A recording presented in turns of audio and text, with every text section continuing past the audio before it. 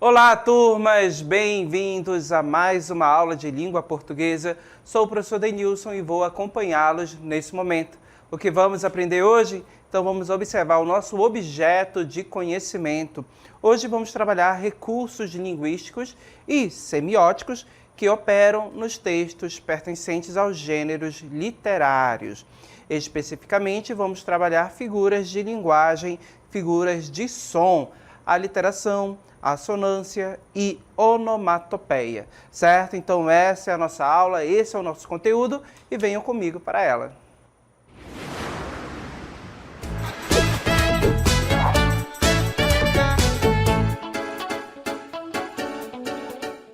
Começamos a nossa aula refletindo sobre um tipo de texto muito popular na nossa sociedade. É o trava-línguas. Você conhece, sabe o que é um trava-línguas? Então nós vamos perguntar aos nossos professores aqui no Centro de Mídias, com vocês. Professor, você sabe o que é um trava-língua? Sim, o trava-língua ele é usado para treinar a dicção. Para ser sincero, é a primeira vez que eu escuto essa expressão. Um trava-língua é um recurso da gramática brasileira, né, para travar a língua, né? Trava-língua são palavras que, quando ditas juntas, nós não conseguimos falar muito rápido e pode sair até outra coisa totalmente diferente daquilo que nós queremos dizer. Por isso que é trava-língua. O trava-língua, eu acredito que seja uma pessoa que, quando vai falar, ela tem dificuldade de expressar alguma coisa, uma palavra, um texto, alguma coisa. Não sei o que é um trava-língua, nunca escutei falar, olha. Você conhece algum trava-língua? Conheço sim, eu conheço um bem simples, que é o rato roeu a roupa do rei de Roma. É um trava-língua. Não sei o que é, nem conseguiria identificá-lo. Quem com ferro fere, com ferro será ferido, alguma coisa assim. O mais comum é um prato de trigo para um tigre. 2 pratos de trigo para 2 tigres. E assim vai. Assim, não, conheço não. Não conheço nenhum trava-língua. Muito bem, e respondendo a nossa pergunta, se você sabe o que é um trava-línguas, olha aí o nosso conceito. O que é um trava-língua? Colocando aí para a gente, os trava-línguas são textos com frases difíceis de pronunciar. Essas frases se tornam difíceis, daqui a pouco a gente vai compreender o porquê, devido à repetição de alguns sons muito semelhantes, certo? E elas são formadas, ou seja, essas frases são formadas por muitas sílabas parecidas.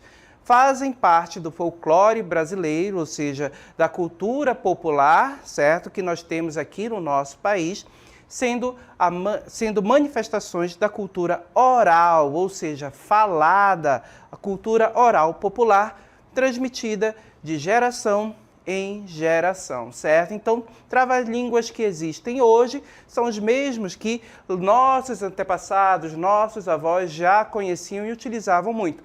E muitas vezes em momentos de entretenimento, para brincar, certo? Para divertir, realmente esses trava-línguas podem ser usados, ok? Então, vamos conhecer um trava-línguas? Colocando aí para vocês. Olha só, temos esse texto aí, é um trava-língua.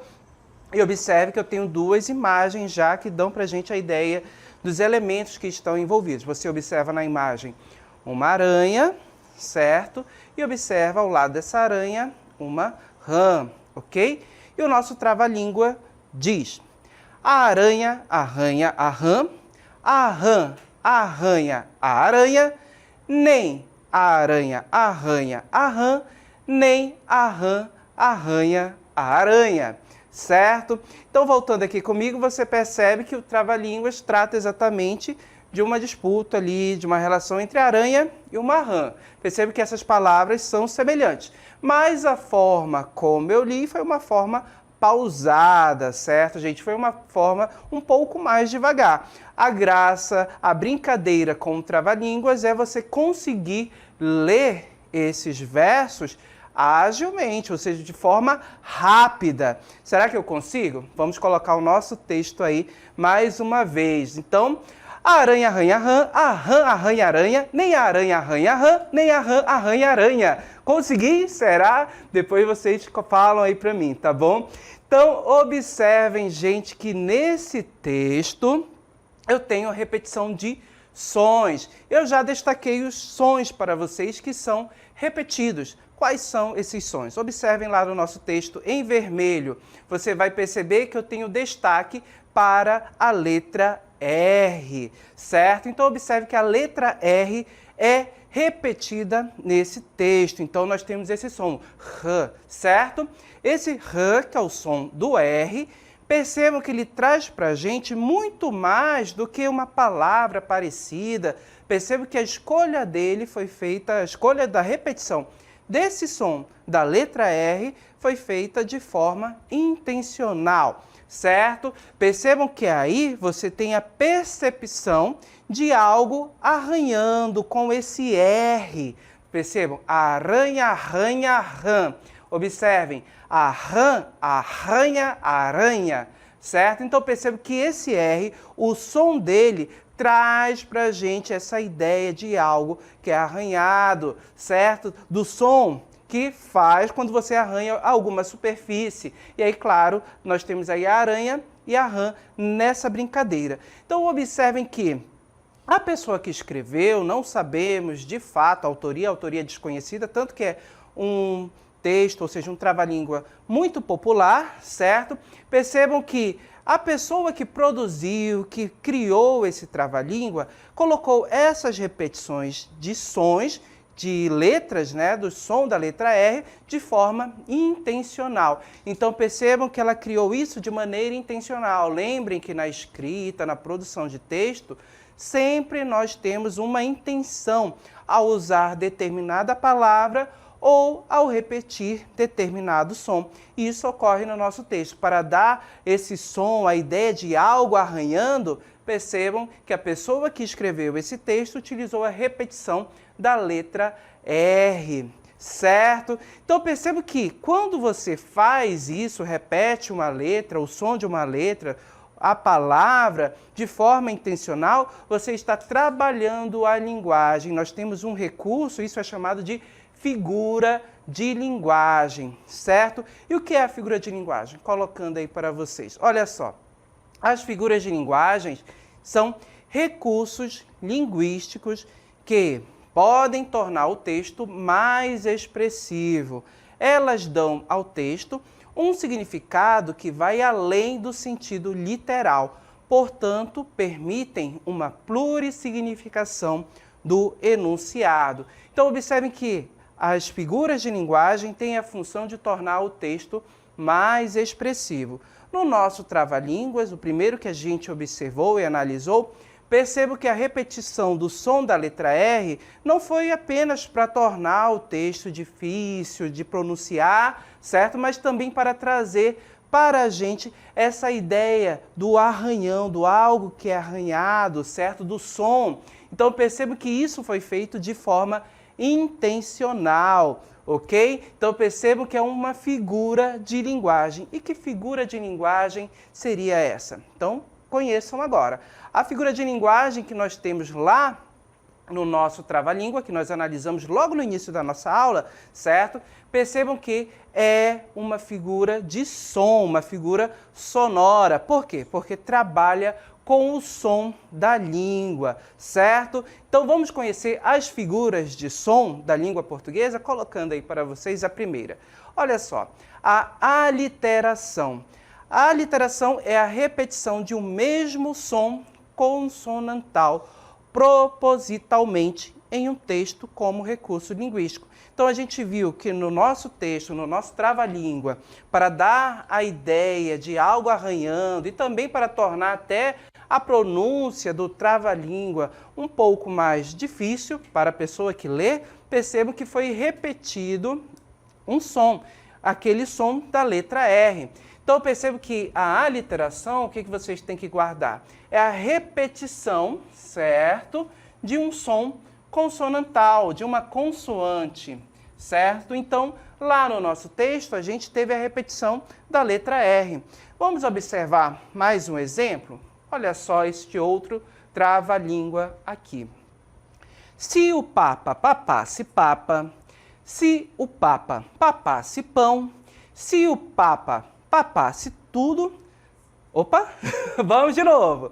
Se o Papa papasse papa, se o Papa papasse pão, se o Papa tudo papasse, seria um Papa papão. Então, observem que aqui no nosso texto a gente tem umas figuras, alguns elementos, certo? A gente tem a ideia do papar, ou seja, do se alimentar, do comer, certo? E a figura do Papa, certo? Então, percebo que a figura do Papa, da sua santidade, a pessoa, o chefe da Igreja Católica. Então, observe que há uma relação com esses dois elementos, certo? Com o verbo e também com a figura, com o substantivo da pessoa. E há uma brincadeira até relacionando que no final, se ele papasse tudo, o que ele seria? Ele seria um papa, papão. Então a gente tem até um certo humor dentro do texto ao observar este último verso aí do nosso trava-língua, certo? E observem que eu também tenho repetição de sons nesse texto. Qual é o som que está sendo repetido lá no nosso texto? Colocando aí para vocês, observem que a letra P, certo? Então, a letra P é repetida exatamente nesse trava-língua. E observem que essa repetição também é intencional, certo? Torna o texto um pouco mais complicado para a pronúncia, certo? Então, observem que ao ficar mais complicado, surge aquele desafio para você ler rápido. Alguém aí do outro lado já conseguiu ler de forma ágil esse texto? O professor vai tentar. Vamos ver se eu consigo esse também. Vamos lá. Se o Papa papasse papa, se o Papa papasse pão, se o Papa tudo papasse, seria um Papa papão. Opa, será que eu consegui? Me digam aí. Então, observem que é um trava-línguas, certo? E aí nós temos também a aliteração, esta figura de som que trabalha com a repetição de sons consonantais, de consoantes. Lembram das consoantes? B, C, certo? Perceba que esses sons são consoantes e que estão sendo repetidos nesse trava-língua. Ok? Tudo certinho? Vamos conhecer outra figura de som? Então, eu apresento para vocês agora a assonância. A assonância é a repetição de um mesmo som vocálico, propositalmente em um texto como recurso linguístico.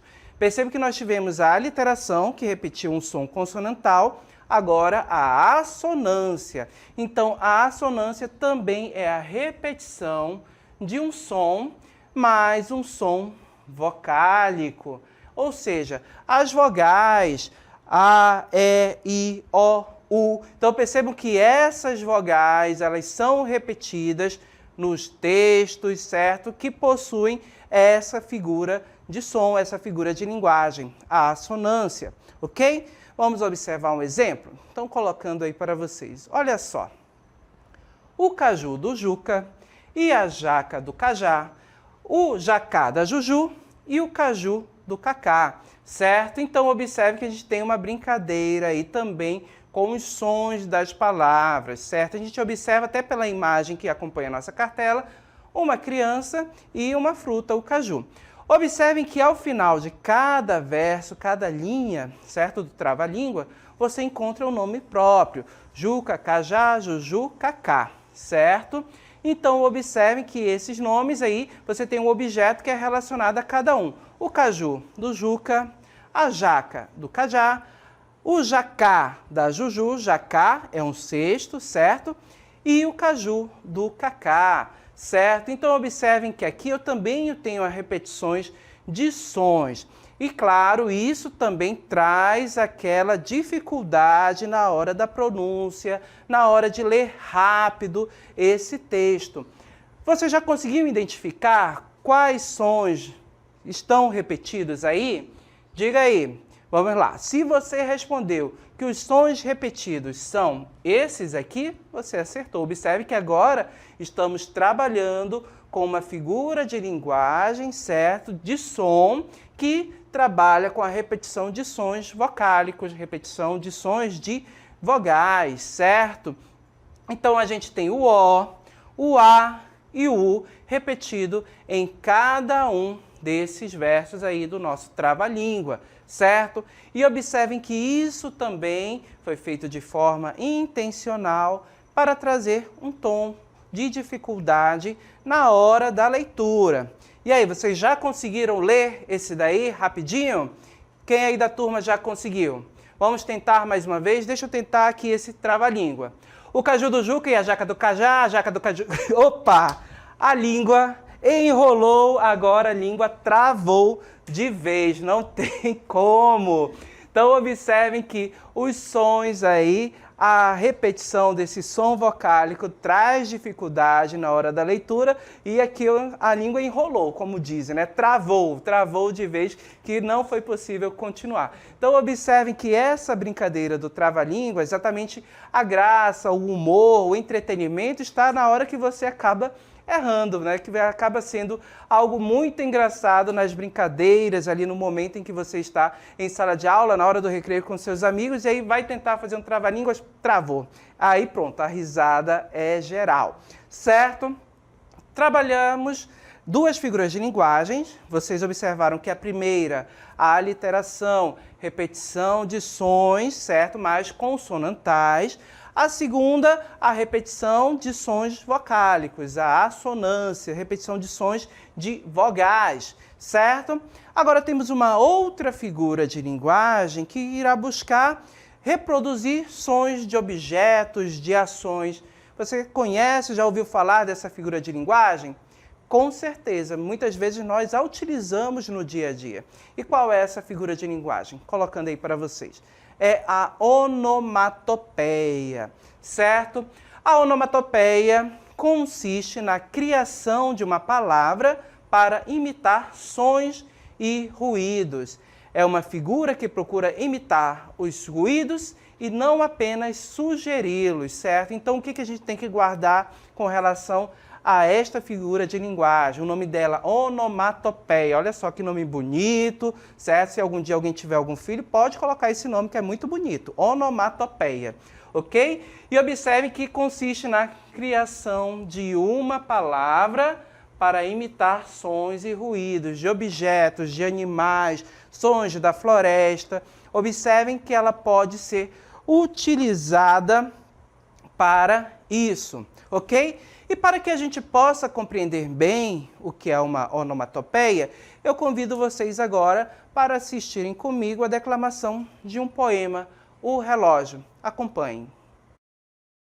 O relógio. Passa tempo, tic-tac, tic-tac passa a hora. Chega logo, tic-tac, tic-tac vai-te embora. Passa tempo bem depressa, não atrasa, não demora, que já estou muito cansado, já perdi toda a alegria de fazer meu tic-tac dia e noite, noite e dia. Tic-tac, tic-tac, tic-tac. Muito bem, poema de Vinícius de Moraes, certo? Um poema que possui uma onomatopeia. Conseguiram identificar qual onomatopeia foi utilizada no nosso texto, no nosso poema? Então vamos analisar. Colocando aí para vocês agora o nosso poema, escrito aí na nossa cartela. E o título do poema é o relógio. Então o relógio você já conhece, aquele objeto que é utilizado para marcar a passagem do tempo, certo? E nos versos, observem que eu já tenho essa ideia do relógio. Passa tempo, tic-tac, tic-tac, passa a hora. Chega logo, tic-tac, tic-tac, vai-te embora. Passa tempo bem depressa. Qual é a figura de linguagem que foi utilizada aqui no nosso texto? Então, com certeza você já identificou. Olha só, tic-tac, certo?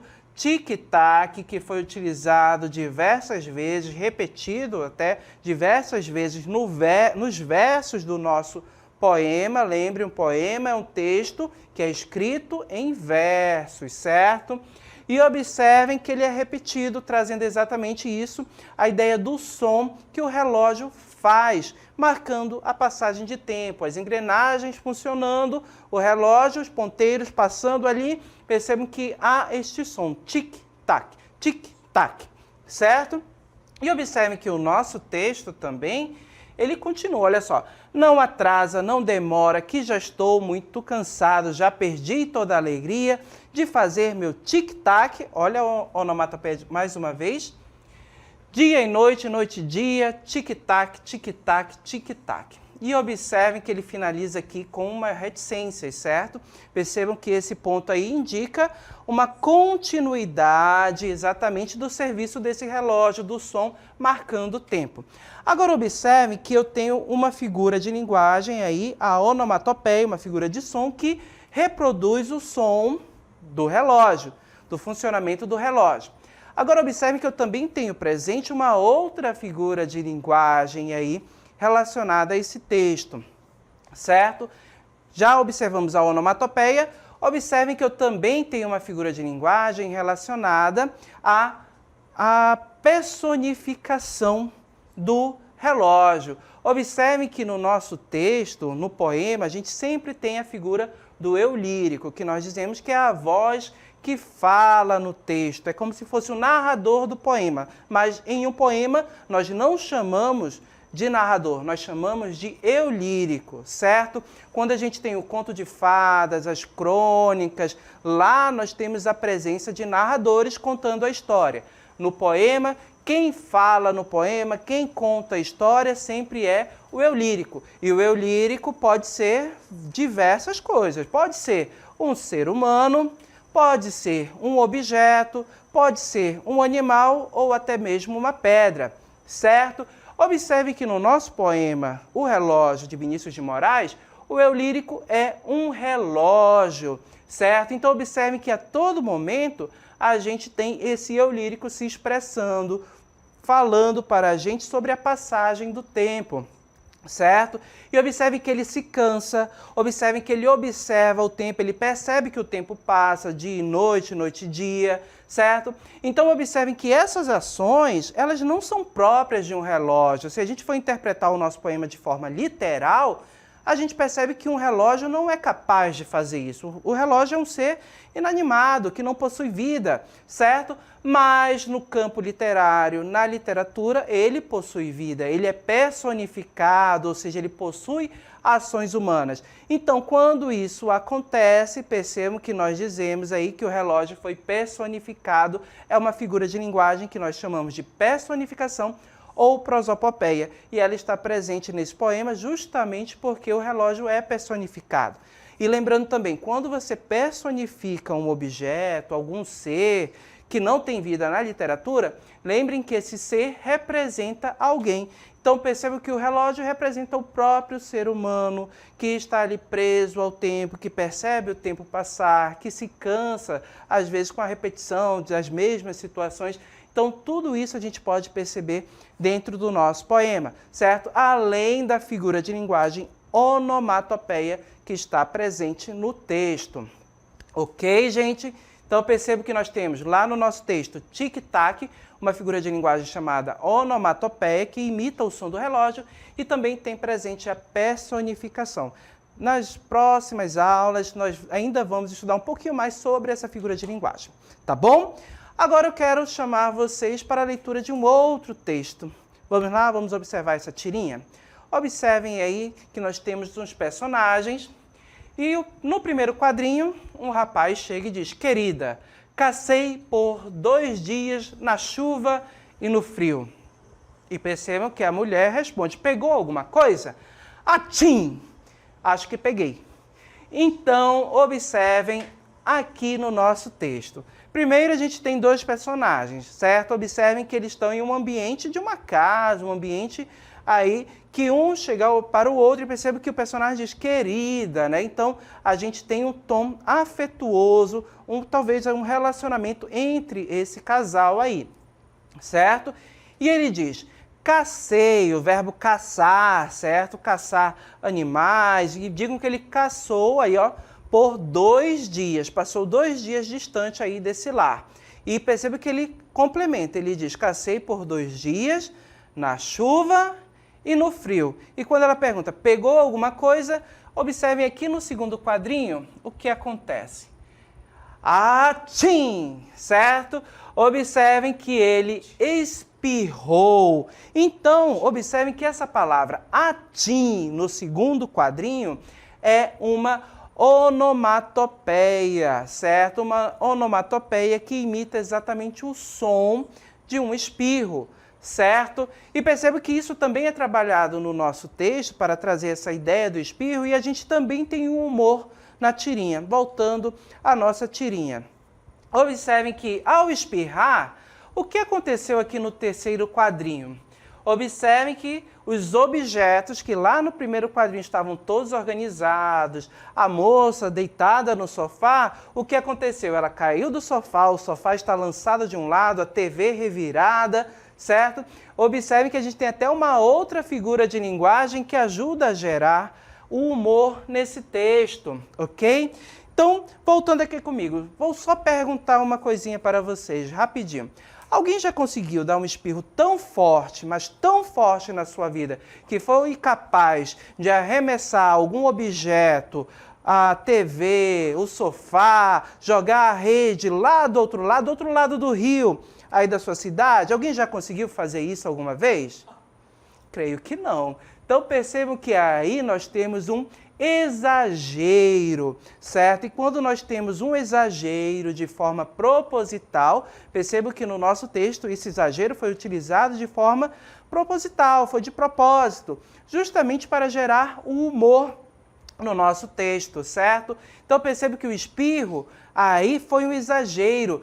Essa figura de linguagem que trabalha com o exagero, nós chamamos de hipérbole, que é exatamente o exagero, ok? E observem que a figura de linguagem está sendo utilizada para gerar humor no nosso texto.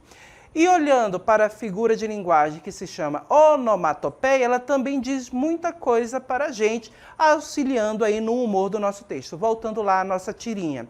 Então observem que o nosso personagem, depois que a menina pergunta, pegou alguma coisa? Ele espirra e ele diz, acho que peguei, certo? O que a onomatopeia, o atim, revela para a gente?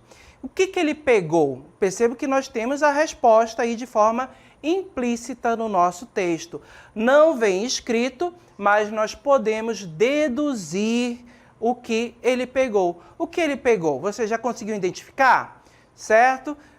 Creio que você já identificou. Então perceba que o nosso personagem pegou uma gripe, um resfriado, certo? Perceba que o ato de espirrar revela para a gente exatamente que ele pode estar com alguma doença, uma gripe, um resfriado. Então perceba que a onomatopeia foi utilizada também para revelar esse fato para a gente na tirinha, auxiliando na compreensão e também auxiliando no humor do nosso texto, ok? Então percebam que os nossos textos que nós trabalhamos agora durante a aula, percebam que todos eles têm elementos que foram utilizados de forma proposital. A repetição de um som, certo? Para dificultar a leitura do texto, por se tratar de um trava-língua.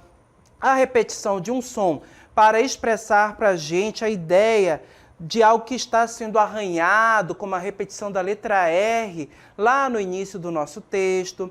Percebam também essa repetição de som, certo? Que torna esse texto difícil, que também contribui para o entretenimento, ok? Até a figura de linguagem que nós utilizamos, as outras também, auxiliam. A gente percebeu não só a presença de figuras de linguagens de som, como a literação, a sonância e a onomatopeia, mas a gente percebeu a presença de outras também sendo utilizadas no texto com intenções, certo? Então perceba que essas figuras de linguagem, todas elas tornam o nosso texto mais expressivo. E na nossa aula, o nosso foco principal foi as figuras de som. A primeira, a aliteração, aquela que trabalha com a repetição de sons consonantais. Ok? A assonância, a que trabalha com a repetição de sons vocálico, as vogais, ok? E a onomatopeia, que trabalha com a reprodução, palavras que tentam reproduzir o som dos animais, dos seres, os ruídos da natureza, certo? Percebe que todas essas figuras de linguagem são dições e elas, quando utilizadas em um texto, ela tem intenções específicas procurando tornar o nosso texto mais expressivo. E a gente percebeu isso nos trava-línguas, certo? No trava-língua a gente percebeu isso no poema e também em tirinhas, ok? Então, essa foi a nossa aula, finalizo aqui, agradeço a participação de todos e a gente se encontra em breve. A sua aula continua no próximo vídeo.